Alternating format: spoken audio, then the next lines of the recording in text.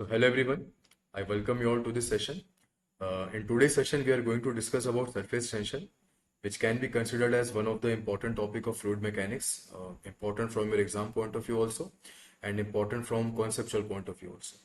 तो ये ऐसा टॉपिक है जो आपको कई सारे सब्जेक्ट्स में देखने को मिल जाता है और इसको समझने में कई बार बच्चों को डिफिकल्टी भी जाती है। तो मैं आज कोशिश करूंगा कि इस वीडियो में आपको सरफेस टेंशन के जितने भी इंपॉर्टेंट कॉन्सेप्ट्स हैं जो आपको यहाँ पर अच्छी अंडरस्टैंडिंग डेवलप करवा देगा इस टॉपिक के ऊपर, वो मैं आपको समझाने की कोशिश करूंगा। देन इसके अलावा भी अगर आप चाहते हो कि इस पर्टिकुलर सब्जेक्ट में आपको या कोई और सब्जेक्ट में आपको कोई डिफिकल्ट टॉपिक लगता हो तो मुझे कमेंट सेक्शन में बता देना या मुझे मैसेज करके बता देना।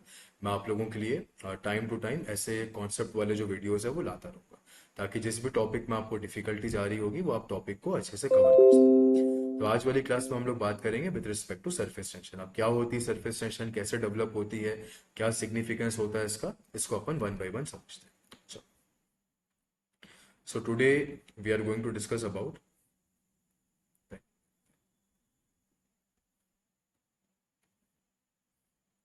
just a second. तो आज अपन यहाँ पर बात करने वाले हैं with respect to surface tension.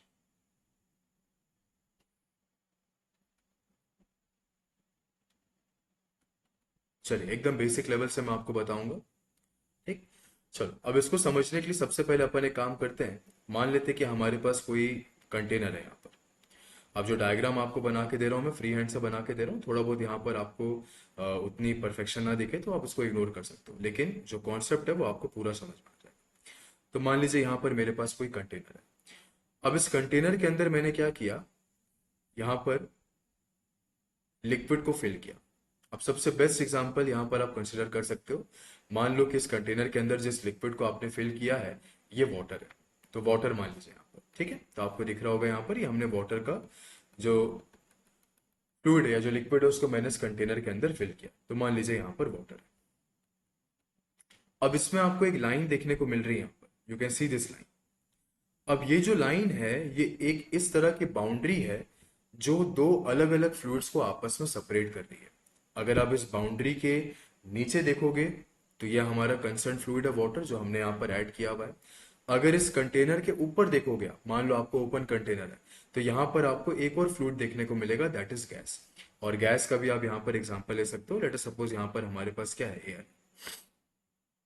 तो ये एक ऐसी बाउंड्री आपको यहाँ पर बनती हुई दिख रही है जो एयर और वाटर को आपस में क्या कर रही है, सेपरेट कर रही है। और जो फ्लूइड्स आपस में मिक्स नहीं होते हैं ऐसे फ्लूइड्स को अपन टेक्निकली बोलते हैं इममिसेबल फ्लूइड्स। तो जहां पर भी बेटा आपको इममिसेबल फ्लूइड्स का फॉर्मेशन होता हुआ दिखे, वहां पर डेफिनेटली आपको इंटरफेस बनती भी दिखेगी। तो ये जो मैं लाइन यहाँ पर आपको बोल रहा था, इस लाइन को टेक्निकली अपन बोलते हैं इंटरफेस।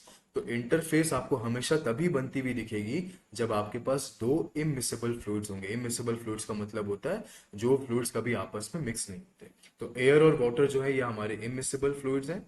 इममिसेबल फ्लूइड्स के कारण यहाँ पर क्या बन गई, एयर और वाटर की एक इंटरफेस बन गई। चलो ठीक है। अब मान लीजिए यहाँ पर मैंने वाटर का एक छोटा सा मॉलिक्यूल कंसिडर किया। तो I have considered one molecule of water over. ठीक है, केयरफुली देखना इस बात को। अब ये जो मेरा कंसर्न मॉलिक्यूल है, मान लीजिए इसका मैंने नाम दिया यहाँ पर वन, तो मेरा मॉलिक्यूल नंबर वन। इस मॉलिक्यूल नंबर वन के किसी भी डायरेक्शन में अगर आप देखोगे तो यहाँ पर वाटर प्रेजेंट होता दिखेगा आपको।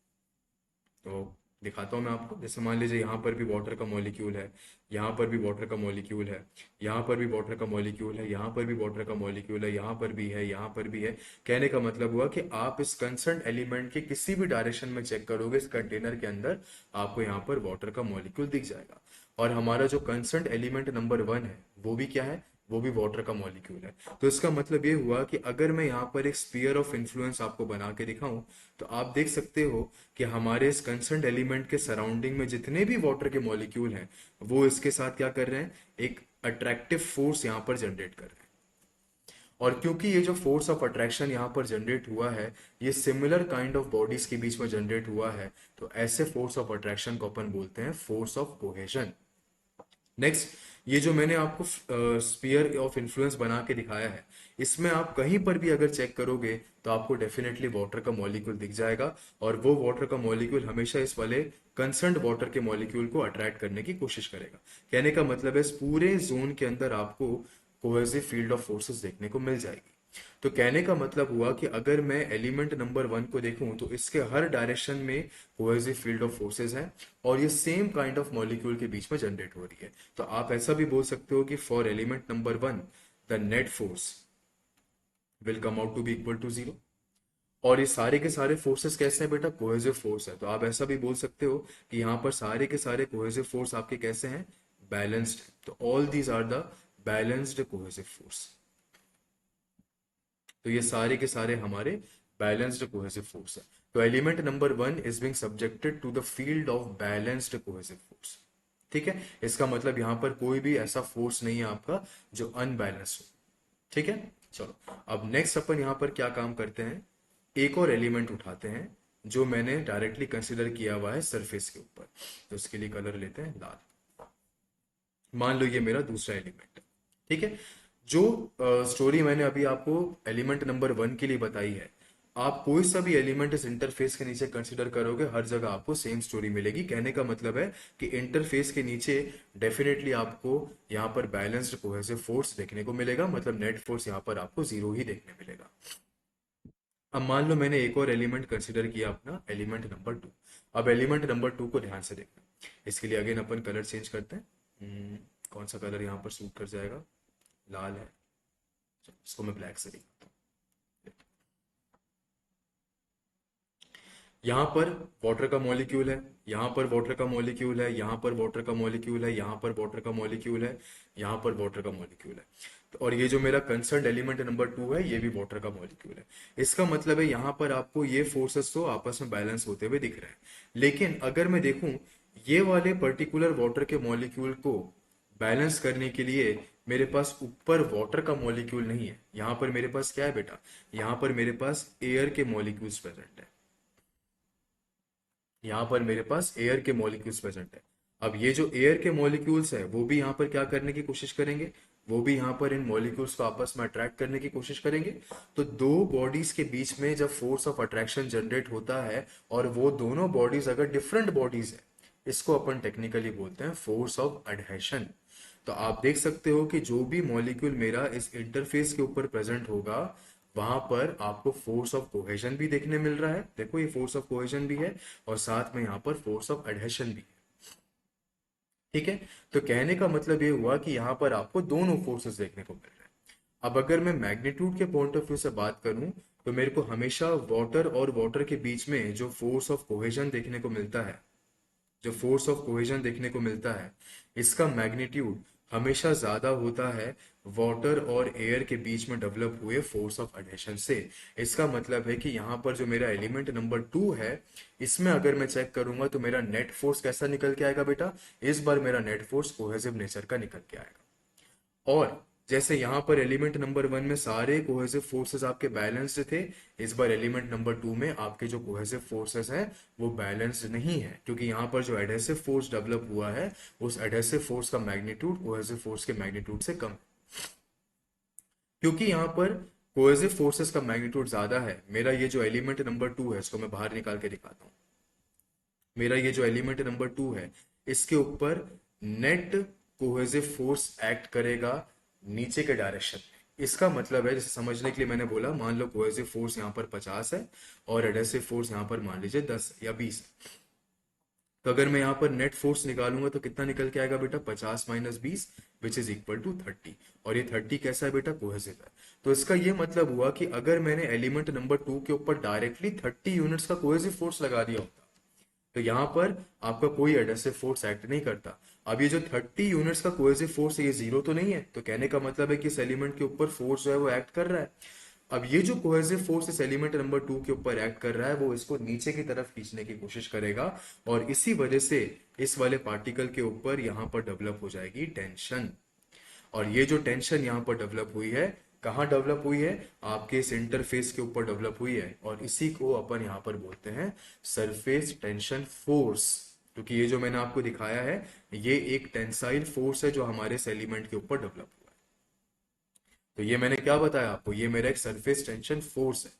ठीक है। और ये चीज आप ऑब्जर्व भी कर सकते हो किसी भी, जैसे मान लीजिए मैं आपको दिखाता हूँ, जैसे मान लो ये मेरा हाथ है, ठीक है, ये मेरा हाथ आपको दिख रहा होगा। इस हाथ के ऊपर जैसे ही मैं यहाँ पर ऐसे लोड अप्लाई करूंगा, धीरे धीरे मेरा ये जो हाथ है ये ऐसे बेंड होने लग जाएगा।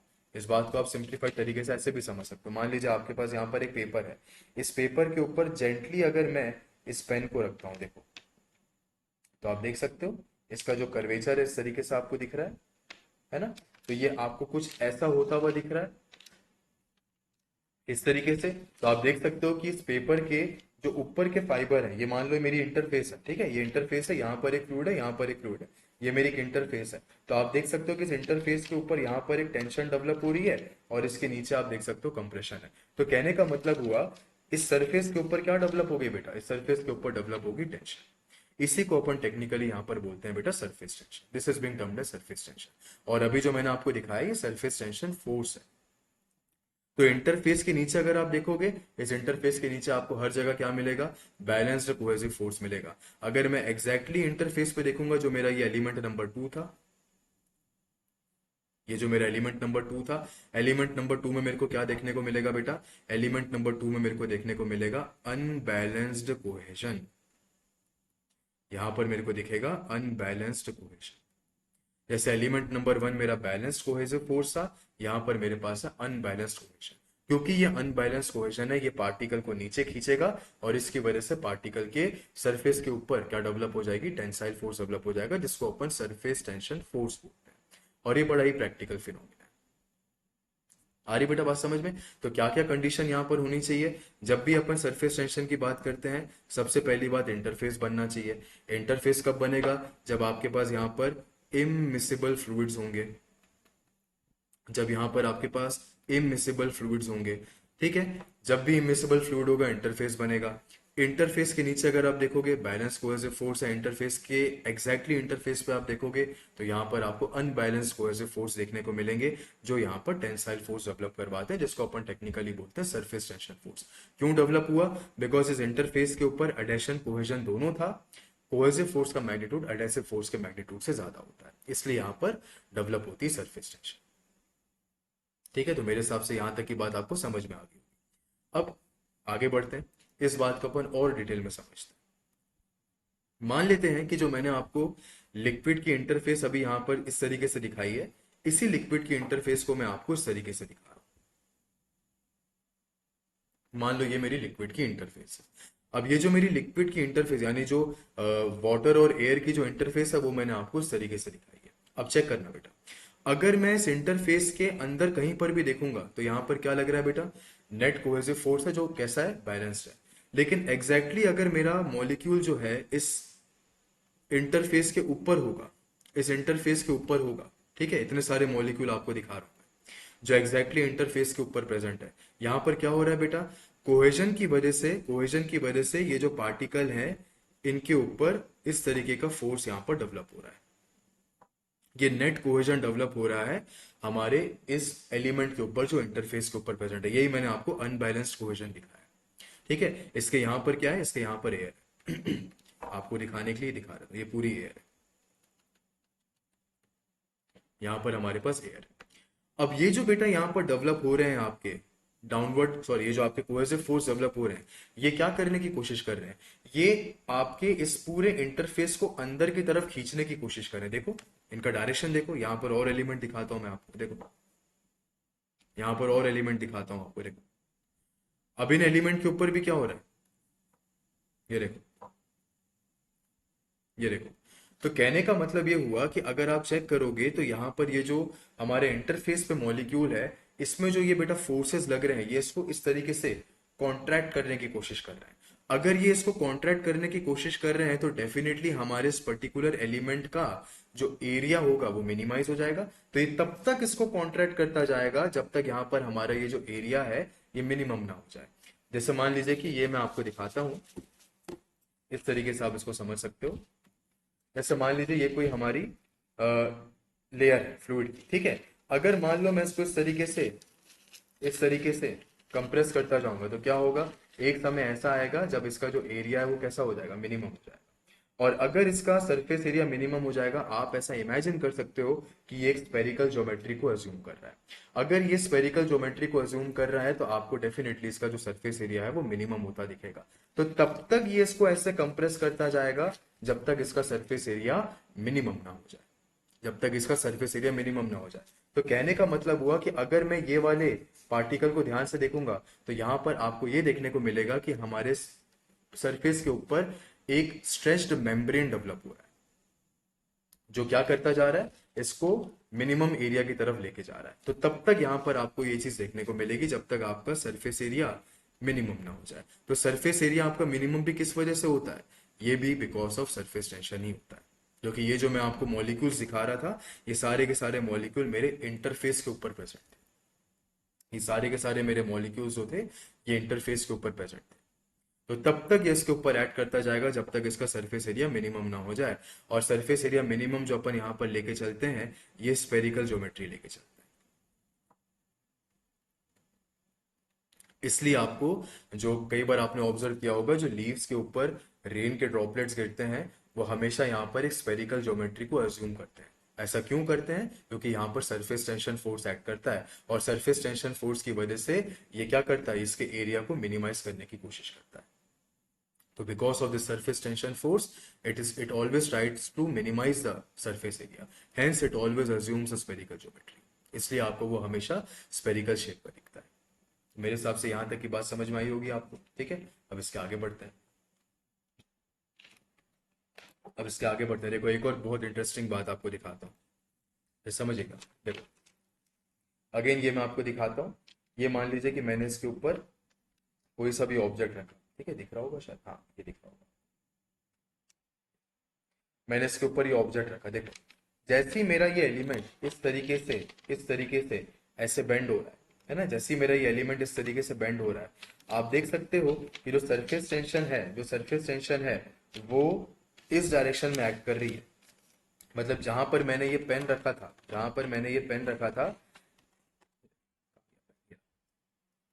पर मैंने आपको पेन रख के दिखाया था, इस पेन के इस साइड पे सरफेस टेंशन आपको एक्ट करती हुई दिखेगी। यहाँ पर आपको सरफेस टेंशन एक्ट करती हुई दिखेगी। तो अगर मैं आपको बोलूं कि सरफेस टेंशन जो है वो आपको इस पेपर के ऊपर ही एक्ट करती हुई दिख रही है, मतलब इंटरफेस के ऊपर ही दिख रही है, तो सबसे पहली बात यहाँ पर निकल के आती है कि surface tension always acts along the plane. तो सरफेस टेंशन जो होती है वो हमेशा एक पर्टिकुलर प्लेन के अलोंग ही एक्ट करती है। तो ये मेरा प्लेन है, ठीक है। मैंने आपको ये नहीं बोला कि भैया सरफेस टेंशन जो है ये ऐसे एक्ट कर रही है, नो, सरफेस टेंशन ऐसे एक्ट कर रही है। ये देखो मेरे पेन का मूवमेंट दिख रहा होगा आपको अच्छे से, ठीक है, ये सरफेस टेंशन एक्ट कर रही है। Next point to be referred, ये जो सरफेस टेंशन बेटा एक्ट कर रही है, ये हमारे इस पेन के परपेंडिकुलर डायरेक्शन में एक्ट कर रही है। तो कहने का मतलब है कि surface tension will always act in the direction perpendicular to the line of concern. समझने के लिए, जैसे यही मेरा पेपर था, ये जो मेरा पेपर था, ठीक है, ये मेरा पेपर जो अभी आपको मैं दिखा रहा था। अब इसमें अगर मैं देखूं तो यहां पर मैंने ये पेन रखा हुआ था, यहां पर मैंने आपको ये पेन रख के दिया था, ठीक। तो अगर मैं आपको यहां पर बताऊं तो देखो सरफेस टेंशन जो बेटा इसके ऊपर एक्ट करती है वो इस डायरेक्शन में ऐसे एक्ट करती है। तो कहने का मतलब है कि सरफेस टेंशन जो आपको इसमें एक्ट करती हुई दिख रही है वो इसी पेपर के ऊपर एक्ट करती हुई दिख रही है। और इसका जो डायरेक्शन होता है या जो एंगल यहाँ पर बेटा फॉर्म होता है, ये आपके इस कंसर्न्ड लाइन के 90 डिग्री पे होता है। मतलब यहाँ पर ये जो एंगल आपको दिखेगा, ये एंगल आपको हमेशा 90 डिग्री का दिखेगा। तो surface tension always acts along the direction perpendicular to the concerned line. ये बात समझ में आई? देखो परपेंडिकुलर अगर मैंने बोला तो परपेंडिकुलर में आपको ऐसा भी दिखा सकता था, ये भी परपेंडिकुलर है, लेकिन ऐसा नहीं बोला मैंने। परपेंडिकुलर तो है लेकिन इसी प्लेन के ऊपर है। तो surface tension always acts along the direction perpendicular to the line of concern in the plane. ठीक है, तो यहां पर आपको क्या देखने को मिला, ये बात मैं लिख भी देता हूं आपके लिए क्योंकि इंपॉर्टेंट बात है। तो surface tension acts along the line along the line perpendicular to, sorry, along the plane always acts along the plane इन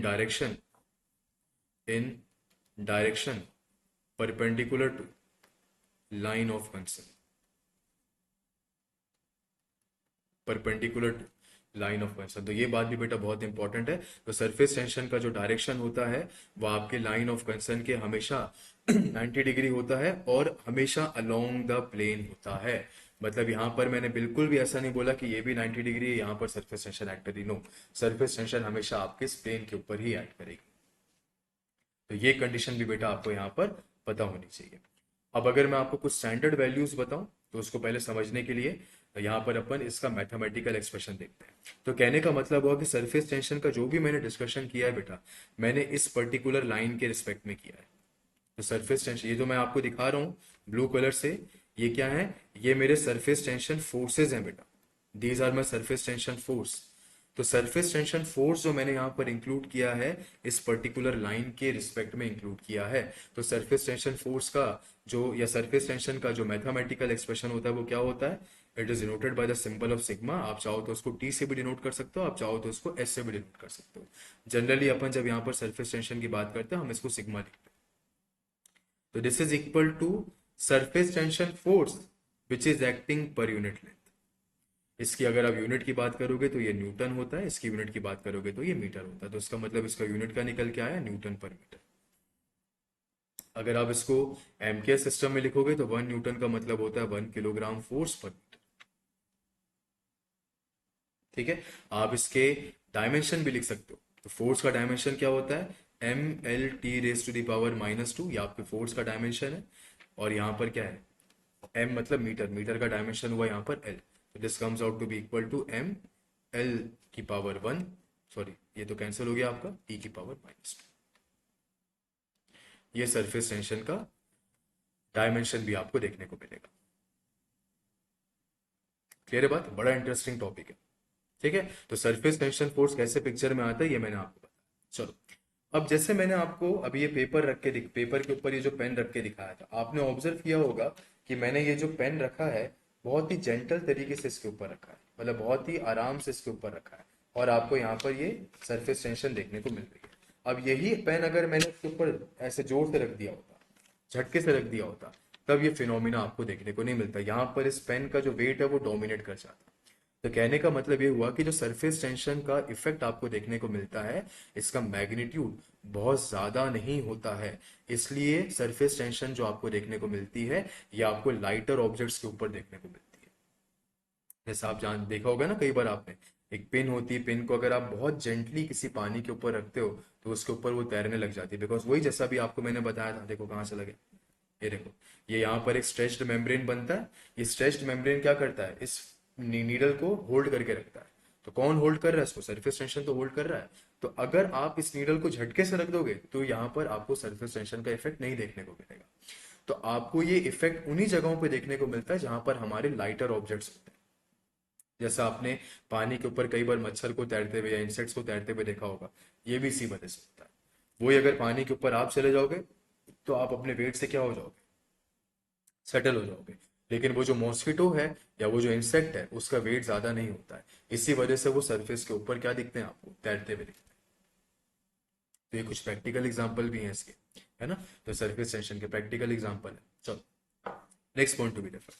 अब अपन ये समझते हैं सरफेस टेंशन का क्या रिजल्ट होता है अगर अपन टेम्परेचर को चेंज करते हैं। सबसे पहली बात अपन ने ये चीज देखा कि सरफेस टेंशन जो है ये कोहेशन की वजह से भी है और साथ में एडहेशन की वजह से भी है। क्योंकि ये आपको कहाँ पर देखने को मिलती है? ये आपको इंटरफेस के ऊपर देखने को मिलती है। और इंटरफेस के ऊपर आप देखो कोहेसिव फोर्सेस भी हैं और एडहेसिव फोर्सेस भी हैं। तो कहने का मतलब हुआ कि दोनों चीजें रिस्पॉन्सिबल है सरफेस टेंशन के लिए।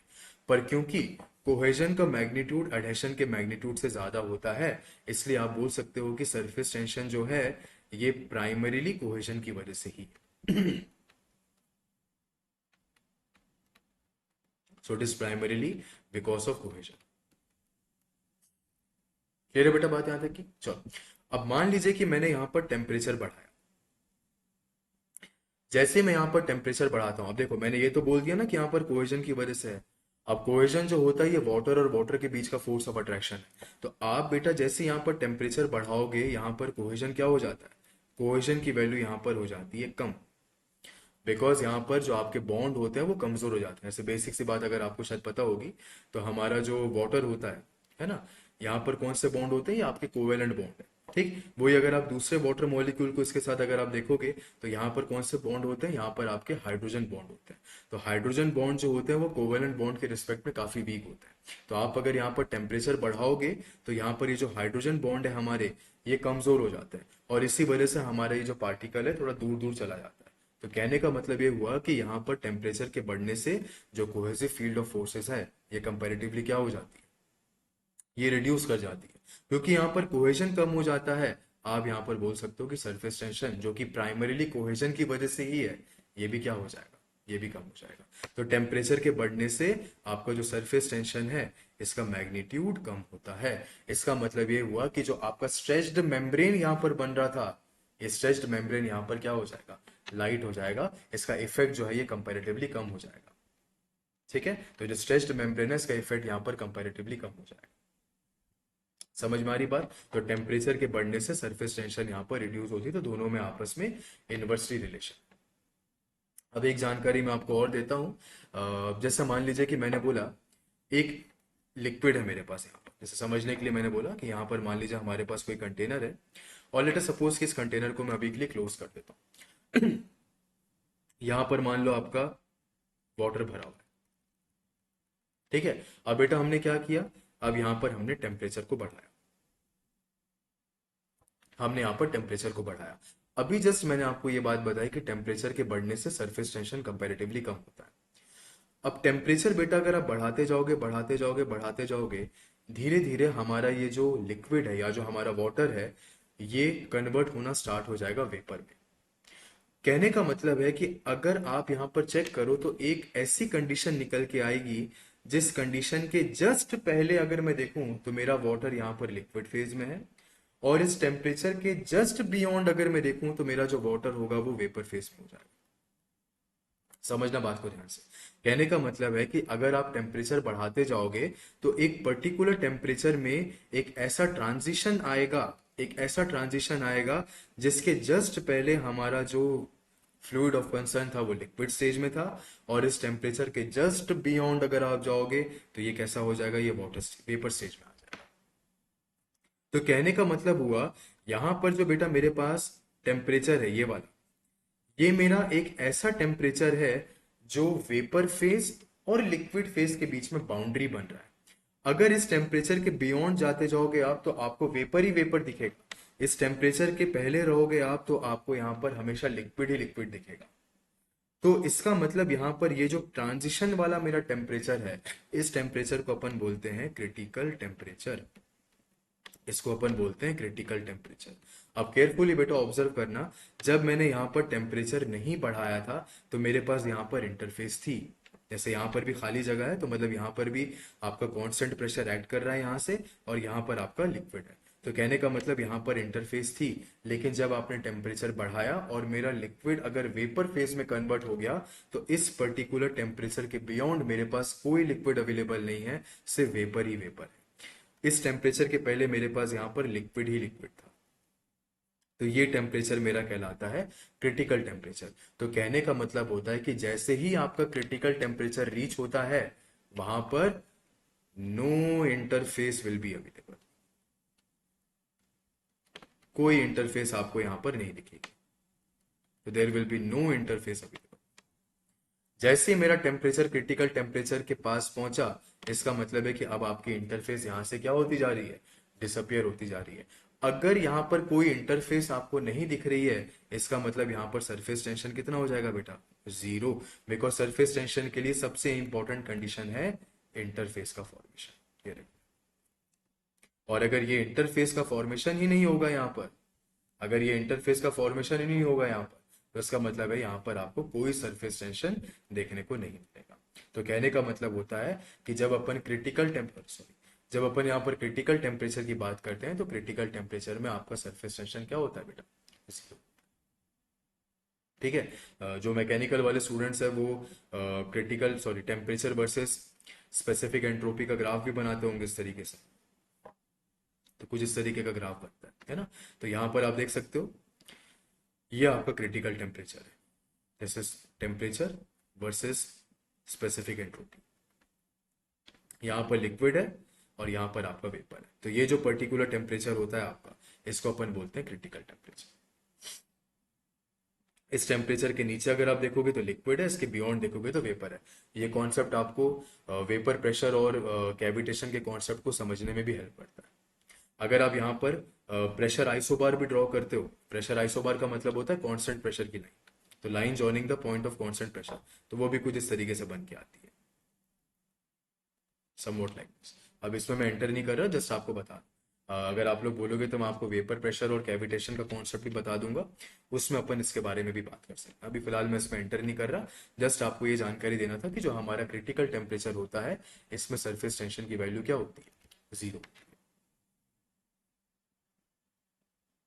ठीक है, तो जस्ट अभी मैंने आपको ये बताया that what is the meaning of surface tension, what is the significance of surface tension, and how the surface tension can be seen in daily life. और इसके सारे कॉन्सेप्ट जो है वो मैंने आपको यहाँ पर बहुत ही बेसिक लेवल पे बताए। ठीक है, कैसे डेवलप होता है, तो एक बार मैं समराइज करवा देता हूँ। सरफेस टेंशन हमेशा आपको दो इमिसिबल फ्लूइड्स के इंटरफेस के ऊपर दिखेगी, जहां पर एडेशन कोहेजन दोनों एक्ट करता है। अनबैलेंस कोहेजन की वजह से हमेशा यहाँ पर एक डाउनवर्ड पुल जनरेट होता है, जो हमारे पार्टिकल के ऊपर टेंशन डेवलप करवाता है। ये टेंशन जो होती है ये हमारे कंप्लीट सरफेस के इंटरफेस पे आपको देखने मिलती है, जो मैंने आपको अलग से दिखाया। और इसकी वजह से क्या होता है, ये इसके एरिया को मिनिमाइज करने की कोशिश करती है। क्योंकि ये इसके एरिया को मिनिमाइज करने की कोशिश करती है, यहाँ पर ये स्फेरिकल ज्योमेट्री को एज्यूम करने की कोशिश करता है। तो यहाँ पर जो स्फेरिकल ज्योमेट्री आपको देखने मिलती है, ये भी सरफेस टेंशन की वजह से ही देखने मिलती है। ठीक है, इंटरफेस के नीचे कहीं पर भी आप चले जाओ, आपके पास हमेशा बैलेंस्ड कोहेसिव फोर्स रहेगा। दूसरा मैंने आपको बताया, सरफेस टेंशन जो होती है वो हमेशा आपको एक कंसर्न्ड लाइन के 90 डिग्री पे एक्ट करती हुई दिखेगी और उसी प्लेन के ऊपर एक्ट करती हुई दिखेगी। It will always act along that particular plane. ठीक, फिर मैंने आपको एक जानकारी दिया इसके फॉर्मूले के बारे में, और दूसरा मैंने आपको बताया कि सरफेस टेंशन किस वजह से होती है और टेम्परेचर का इफेक्ट क्या होता है इसके ऊपर। तो what is the effect of temperature that we can observe. ठीक है, देन आपको बताया कि क्रिटिकल टेम्परेचर पे हमारी इंटरफेस यहाँ पर डिसअपियर हो जाती है, इसलिए क्रिटिकल टेम्परेचर पे सरफेस टेंशन की वैल्यू जो होती है वो जीरो होती है। अब सरफेस टेंशन का कॉन्सेप्ट तो मैंने आपको बता दिया। अब सरफेस टेंशन के बहुत सारे प्रैक्टिकल एप्लीकेशन निकल के आते हैं, इसको अपन नेक्स्ट क्लास में समझ लेंगे। अभी मेरे को यहाँ पर सिर्फ आपको सरफेस टेंशन का कॉन्सेप्ट बताना था। हाँ, एक चीज आपको मैं और बता सकता हूँ, one more thing we can discuss. Surface tension जो है, इसको अपन एक और तरीके से डिफाइन कर सकते हैं। It can also be defined as, in order to cause a unit change in surface area, how much work has to be done। तो अगर आपको अपने फ्लूइड एलिमेंट के सरफेस एरिया के ऊपर चेंज लेके आना है, जैसे यहाँ पर सरफेस एरिया चेंज हो रहा है कि नहीं हो रहा है, यहाँ पर सरफेस एरिया आपको चेंज हो रहा है, मिनिमम होता जा रहा है। तो सरफेस एरिया पे चेंज करवाने के लिए आपको कितना वर्क डन यहाँ पर करना पड़ेगा, इसको भी अपन यहाँ पर बोलते हैं सरफेस टेंशन। तो आप यहाँ पर इसको इस तरीके से भी लिख सकते हो, the total work done which is being required to increase the surface area or change the surface area is also defined as surface tension। मतलब यहाँ पर आपको इसका एक और यूनिट मिल गया, जूल्स पर मीटर स्क्वायर। तो 1 newton per metre can also be written as joules per metre square. तो ये हमारे सरफेस टेंशन की एक और डेफिनेशन। ठीक है, तो अगर आपको यहाँ पर इसका एरिया चेंज करते जाना है तो उसके लिए कितना वर्क डन करना पड़ेगा, इसको भी अपन टेक्निकली बोलते हैं सरफेस टेंशन। अब इस वर्क डन को आप सरफेस एनर्जी के तौर पे भी समझ सकते हो, इसको आप सरफेस एनर्जी के तौर पे भी समझ सकते हो। ठीक है, क्लियर है बेटा बात यहाँ तक की, गॉट द पॉइंट एवरीवन। तो ये होता है हमारा सरफेस टेंशन का एक बेसिक समझ। ठीक है, इसके आगे भी मैं आपको और समझाता जाऊंगा। आप मेरे को कमेंट्स में बता सकते हो कि नेक्स्ट आपको किस पर्टिकुलर टॉपिक में डाउट है, या वो टॉपिक आप चाहते हो कि मैं आपको यहाँ पर क्लियर करूँ कॉन्सेप्चुअल वाइज, तो बिल्कुल आप कमेंट कर सकते हो। आप चाहो तो मुझे मैसेज भी कर सकते हो। ठीक है, अनअकैडमी प्लेटफॉर्म के ऊपर लगभग मैंने आपको सारी सब्जेक्ट्स पढ़ा दिए हैं। जितने भी सब्जेक्ट्स हैं सब अपन ने डिस्कस कर लिया है। ठीक, तो कोई सब्जेक्ट भी अगर आप मेरे से पढ़ना चाहते हो तो आप हमारा सब्सक्रिप्शन भी ले सकते हो, you can take our subscription also. फिलहाल अभी अनअकैडमी के ऊपर अच्छा डिस्काउंट भी आपको देखने को मिल रहा है। तो अगर मैं आपको दिखाऊं पीडीएफ इसकी, तो आपको मैं अभी के जो लेटेस्ट ऑफर्स हैं ये भी आपको दिखा देता हूँ। Let me show you the latest offers also. देखो।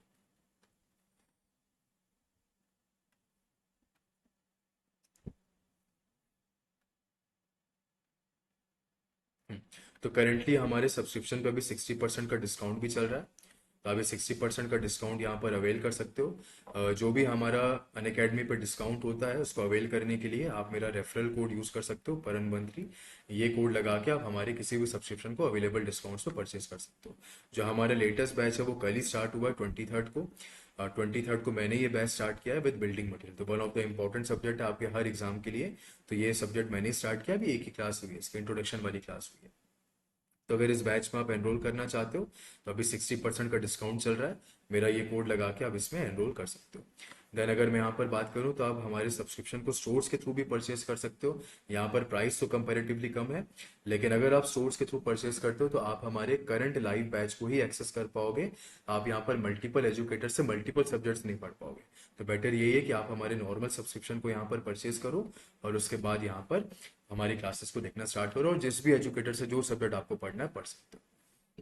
आरआरबी के लिए भी हमारा बैच स्टार्ट हुआ था 28 अप्रैल को। अभी CBT 1 की बात अपन यहाँ पर कर रहे हैं। करंट अफेयर्स और रीजनिंग यहाँ पर स्टार्ट हुआ था। यदि आप 2 साल का कोर्स परचेस करते हो तो उसमें आपको एसएससी आरआरबी दोनों के लिए सब्सक्रिप्शन मिल जाएगा। और जो भी हम यहाँ पर डिस्कस करते हैं वो आपके हर एग्जाम के लिए सफिशिएंट रहता है। ठीक है। देन यहाँ पर आप देख सकते हो कि एक मॉक टेस्ट भी हम लोग आपके लिए कंडक्ट करवा रहे हैं संडे को। तो one mock test is also being conducted on 25 May 5 PM पे। सिर्फ 30 मिनट्स का आपका टेस्ट है, फ्री ऑफ कॉस्ट आपको ये टेस्ट देना है। आपकी प्रिपरेशन को भी चेक कर लेगा। दूसरा, अगर आप इसमें अच्छा परफॉर्म करते हो तो आप यहाँ पर अपने रैंक के हिसाब से सब्सक्रिप्शन को अवेल कर सकते हो in the available scholarship also. तो कहने का मतलब स्कॉलरशिप टेस्ट है आपका। आप यहाँ पर जो भी रैंक आपका आता है इसको सब्सक्रिप्शन को अवेल करने के लिए यूज कर सकते हो। तो अन अकेडमी के ऊपर अगर कोई सा भी सब्सक्रिप्शन आपको लेना है तो उसके लिए आप मेरा रेफरल कोड बिल्कुल यूज कर सकते हो, परन मंथली। ठीक है। ऐसे में टाइम टू टाइम आप लोगों के लिए वीडियोस लाता रहूंगा। आपको जिस भी पर्टिकुलर टॉपिक में डाउट है, जो भी टॉपिक आप मेरे से पढ़ना चाहते हो, आप मुझे कमेंट्स में बता सकते हो, मैसेज कर सकते हो। मैं डेफिनेटली यूट्यूब पे आप लोगों के लिए वीडियोस जो है बनाता रहूंगा। ठीक है। सरफेस टेंशन का मैंने आपको बेसिक कॉन्सेप्ट जो है वो बता दिया। इसके और भी एप्लीकेशन होते हैं, वो अपन अपकमिंग लेक्चर्स में देख लेंगे। पर अभी मेरा टारगेट बस इतना था कि आपको इसका कॉन्सेप्ट बता सकूं क्या होता है सरफेस टेंशन। ठीक है। चलिए, thank you everyone, may God bless you all, have a nice day.